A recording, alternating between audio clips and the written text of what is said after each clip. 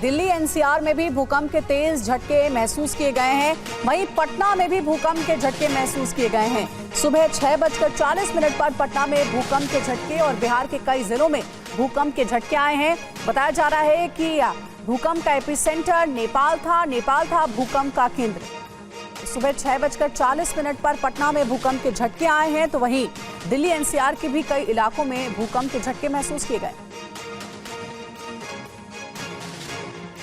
तो चीन, नेपाल, बांग्लादेश में भी भूकंप के तेज झटकों की जानकारी मिल रही है। वहीं दिल्ली एनसीआर में भूकंप आया है और साथ ही पटना में भी भूकंप आया है। पटना में सुबह 6:40 पर भूकंप के झटके महसूस किए गए हैं, ये जानकारी मिल रही है।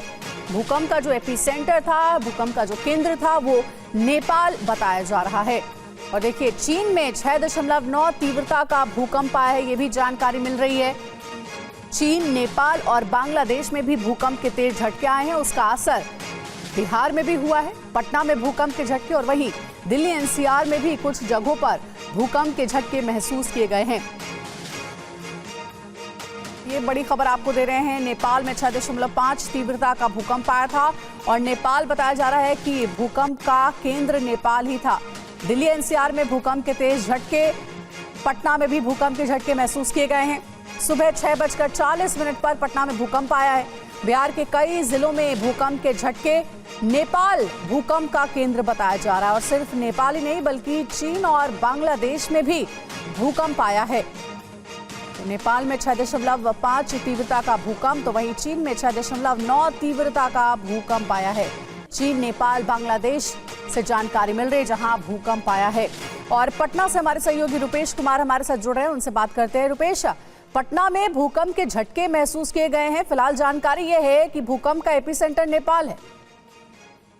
जी हाँ, बिल्कुल, भूकंप का एपिसेंटर नेपाल है और नेपाल के जो सीमावर्ती जिले हैं बिहार में, वहाँ भूकंप के झटके महसूस हुए हैं। सुबह लगभग 6:38 के ऊपर ये झटके महसूस किए गए हैं। अगर पटना की बात करें तो पटना में कई इलाकों में लोग अपने घरों से बाहर निकल गए, पंखे हिलने लगे। सुबह सुबह ज्यादातर लोग सोए हुए थे, उसी वक्त ये भूकंप के झटके महसूस किए। कई इलाकों में जहां आबादी बड़ी है वहां लोग घरों से बाहर अफरा तफरी, लेकिन उसके बाद एक बार के बाद फिर आपस वक्त नहीं आया, लिहाजा उसके बाद लोग घरों में वापस लौटे। लेकिन नेपाल में ये झटका तेज महसूस हुआ है और नेपाल से सटा हुआ जो बिहार का इलाका है, खासकर रक्सौल, मोतिहारी, मधुबनी, सीतामढ़ी के इलाकों में, और नेपाल में भी काठमांडू, काभरे, सिंधुपाल चौक और आसपास के जिलों में ये झटका महसूस हुआ है। कहीं नुकसान की अभी तक सूचना नहीं है, लेकिन नेपाल में क्या स्थिति है वो खबर अभी आनी पूरी तरह से बाकी है।